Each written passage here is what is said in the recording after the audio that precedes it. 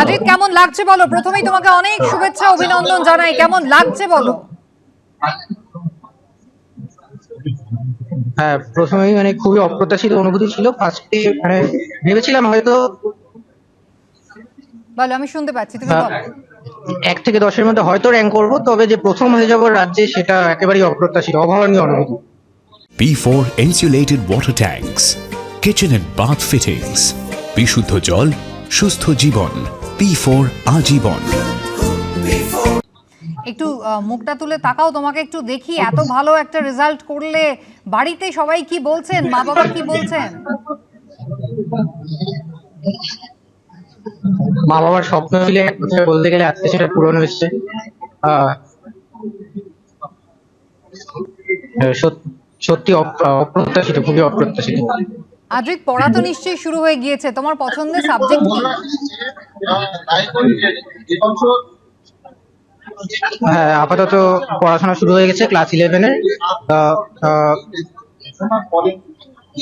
আমার mainly biology পড়তে মানে অন্য সাবজেক্ট গুলোর তুলনায় বেশি ভালো লাগে। আচ্ছা, তাহলে ভবিষ্যতে কি ডাক্তারি পড়ার ইচ্ছা আছে আদ্রিত? হ্যাঁ, অবশ্যই মেডিকেল পার্সু করার ইচ্ছে রয়েছে। তবে যদি এই 11-12 পড়ার সময় অন্য কোনো লাইন ইন্টারেস্ট ডেভেলপ করে, তবে সেক্ষেত্রে অবশ্যই পার্সিউ করবো। তো বাবা মা কি বলছেন? মানে তারাও চান তুমি ডাক্তারি পড়ো? হ্যাঁ, তাদের ছোটবেলা থেকে এটা ইচ্ছে এবং আমারও এটাই ইচ্ছে। রায়গঞ্জ করোনেশন হাই স্কুলে প্রত্যেক বছর খুব ভালো ফল হয় আদ্রিত। তোমাদের টিপস এন্ড ট্রিক গুলো কি একটু একটু জানা যায়? তাহলে অন্যরাও একটু ভালো করে পড়তে পারে। হ্যাঁ, অবশ্যই রায়গঞ্জ করোনেশন স্কুলের যারা টিচিং স্টাফ রয়েছেন, হেড স্যার থেকে শুরু করে আপামর যারা টিচিং স্টাফ, তারা আমাকে প্রতিনিয়ত সারা বছর ধরে আমি ক্লাস 5 থেকে স্কুলে পড়ছি, তখন থেকেই আমাকে একাডেমিক সাপোর্ট যেভাবে সম্ভব এবং মেন্টাল সাপোর্ট, যেটা মেনলি খুবই ইম্পর্টেন্ট এরকম একটা পরীক্ষার জন্য, তারা আমাকে যথাসাধ্য সহযোগিতা করেছেন সারা বছর। এবং মেনলি নিয়মিত এবং রেগুলারলি বছরের শুরু থেকেই পড়াশোনা করতে হবে, এটাই বলবো। সেরকম বাধা ধরা কোনো শিডিউল ফলো করা, এটা আমি ঠিক মনে করি না। এবং যতটুকু ইচ্ছে হবে সেটুকু পড়তে হবে, যখন ইচ্ছে হবে পড়তে হবে। টিচারদের কথা, বাবা মাদের কথা মেনে চলতে হবে, এইটুকু। আচ্ছা, তুমি বলছো একেবারে বাঁধা ধরা কোনো নিয়ম না হলেও নিজের ইচ্ছে মতো পড়তে হবে। তো আদ্রিত মোটামুটি কত ঘন্টা পড়তো, কতটা কিভাবে পড়াটা ভাগ করে নিয়েছিল, সময়টা কিভাবে ভাগ করেছিল? আর সাবজেক্ট ওয়াইজ সেরকম ভাগ করিনি, তবে যেরকম বলতে অ্যাভারেজ মাধ্যমিকের বছর, সেক্ষেত্রে অ্যাভারেজ 8 to 10 আওয়ার্স পড়েছি। এবং সেরকম সাবজেক্ট ওয়াইজ কোনো শিডিউল করা ছিল না, যখন যেটা ইচ্ছে হতো সেটাই করতাম। আদ্রিত, মাধ্যমিক পড়ার ক্ষেত্রে মানে স্টাডি মেটেরিয়াল মানে স্কুলের বইপত্র ছাড়া রেফারেন্স বই পড়ার কি খুব দরকার পড়ে?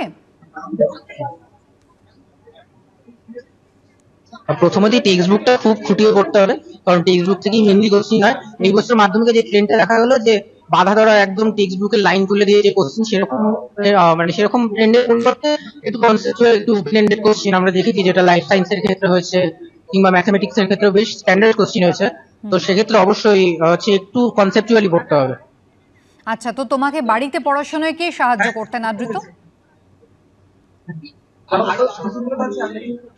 বাড়িতে পড়াশোনায় সেরকম ভাবে সাহায্য বলতে মা হচ্ছে প্রতিনিয়ত সাহায্য করেছেন, তবে মেনলি আমি একাই পড়তাম। বাড়ির হচ্ছে যারা আমার লোকেরা ছিলেন, বাবা মা কিংবা দিদি, তারা কখনোই যে আমাকে কোনো এক্সট্রা প্রেশার দিয়েছেন এরকম কখনোই বলবো না। আচ্ছা, আদ্রিতর পছন্দের বিষয় তো বায়োলজি, আর একেবারে পড়তে ভালো লাগতো না, জোর করে পড়তে হতো, সেটা কি? হ্যাঁ, সবই পড়তে ভালো লাগতো কম বেশি। আমার বলবো না যে পড়তে ভালো লাগেনি, সারা বছর প্রত্যেকটা সাবজেক্ট ইকুয়ালি পড়েছি। অবশ্যই শুধু বায়োলজিতে তো আমি যদি অ্যাটেনশন পে করি, তাহলে মাধ্যমিকে অবশ্যই ভালো রেজাল্ট করা যাবে না। ঠিক। তো সেক্ষেত্রে প্রত্যেকটা সাবজেক্টই ইকুয়ালি পড়তে হবে। লিটারেচার পড়তে কেমন লাগে আদ্রিত? এক্সকিউজ মি, শুনতে পেলাম না। লিটারেচার, সাহিত্য পড়তে কেমন লাগে তোমার? হ্যাঁ, সাহিত্যের প্রতি আমার বরাবরই একটা ছোটবেলা থেকে অ্যাট্রাকশন রয়েছে। আমি আচ্ছা। যখনই সময় পাই পড়াশোনার ফাঁকে, হয়তো টেনে সময় পাইনি, কিংবা যখনই সময় পেয়েছি তখনই বিভিন্ন সাহিত্যকর্মের রস উপলব্ধি করেছি। সেটাই ভালো লাগে আমার, এক কথা। পছন্দের লেখক?